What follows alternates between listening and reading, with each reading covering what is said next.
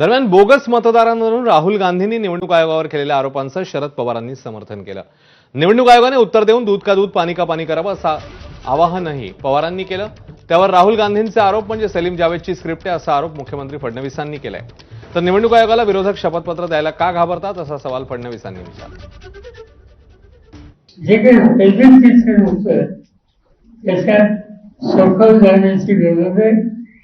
सगळं या संसदीय लोकशाही पद्धतीच्या संबंधी लोकांच्या मध्ये सरकार निर्माण होणं हे योग्य नाही आणि त्यामुळे त्याची सखोल चौकशी ही झाली पाहिजे। दूध का दूध पाणी का पाणी हे उत्तर झालं पाहिजे हा आमचा आहे।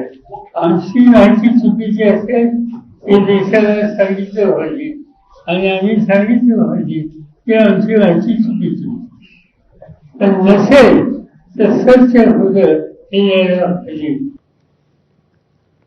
दरम्यान पवारांनी चौकशीची मागणी केल्यावर मुख्यमंत्री फडणवीस काय म्हणतायत तेही बघूया। हे सगळे बोलतायत पण इलेक्शन कमिशननी बोलवल्यावर हे कोणी जात नाही।